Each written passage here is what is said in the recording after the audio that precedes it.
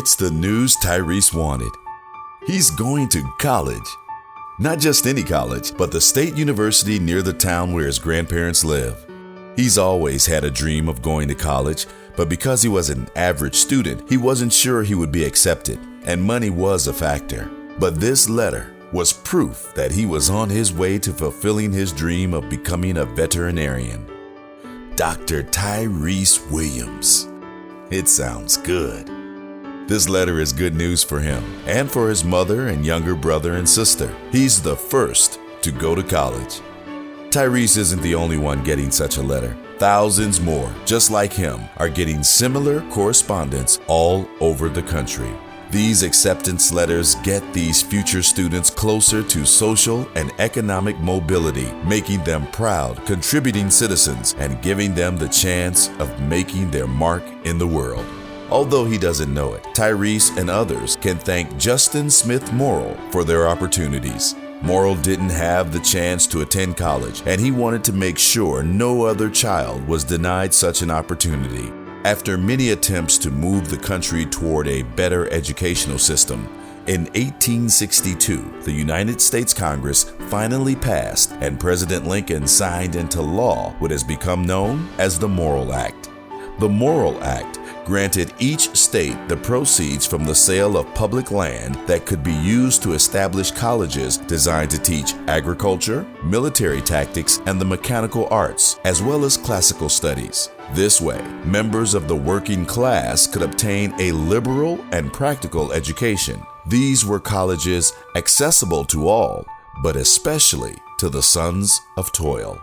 Morrill's land grant bill was designed to provide education to advance all, black and white alike. But due to segregation, the opportunity for black people in the southern and border states to attend college was not an option.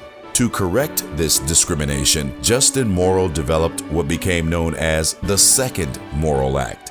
This Second Morrill Act, established in 1890, allowed the southern and border states to establish one black and one white institution and still be in compliance. Both of these schools were to be supported with a just and equitable distribution between black and white schools. These land grant institutions became known as 1890s and carry that distinction to this day. It's been 125 years since the Second Morrill Act passed, and in that time, tens of thousands of students have passed through the doors of the country's 19 1890 land-grant universities. From small colleges to major universities, the 1890s carry the distinction of being among some of the country's elite universities. The 1890s inspired thinkers. The 1890s develop entrepreneurs. The 1890s create professionals. The 1890s are student-empowering, real-world, innovative, practical, creative, community economic engines. And 125 years later, the 1890s still maintain a close relationship with the USDA, a connection that provides a steady and continuous funding source.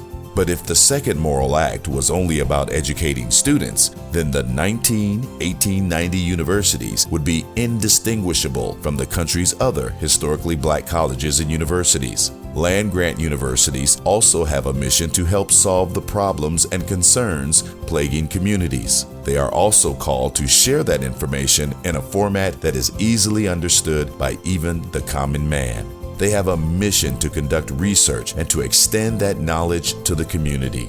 Land-grant universities are part of a state's economic engine.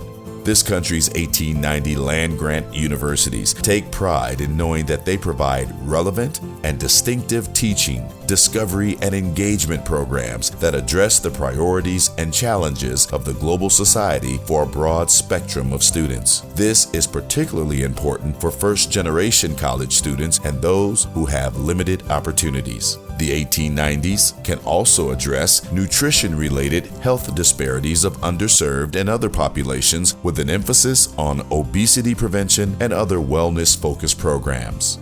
They enhance capacity, marketability, profitability, sustainability, and diversity in agricultural enterprises for small and limited resource operations through research-based solutions. The 1890s provide the necessary skills and research to help small farmers develop profitable alternative enterprises. They engage youth, especially those with limited resources, in leadership development and in programs and activities that enhance their understanding and interest in science, technology, engineering, and math when planning their education and careers. While pursuing higher education, the 1890s institutions also want to make sure these young people are actively involved in programs that will enhance their self-esteem, build self-confidence, and provide positive social and physical activities. They offer heightened opportunities for students to significantly enhance the resilience of individuals, families, and communities for upward social and economic mobility and personal satisfaction.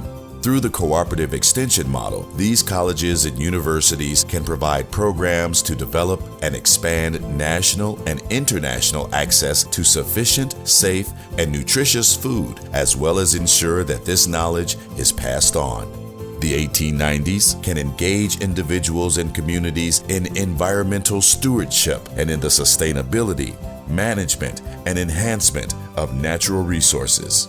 They can also conduct cutting-edge research to generate new knowledge and solutions to major challenges in the food, agricultural, and related sciences, answering the questions that help move our citizens forward. The 1890s are listening to the small farmers. Many of them have limited resources, yet love the land and still find value in growing food. The 1890s recognize the issues and concerns of our underserved communities and make their issues a priority.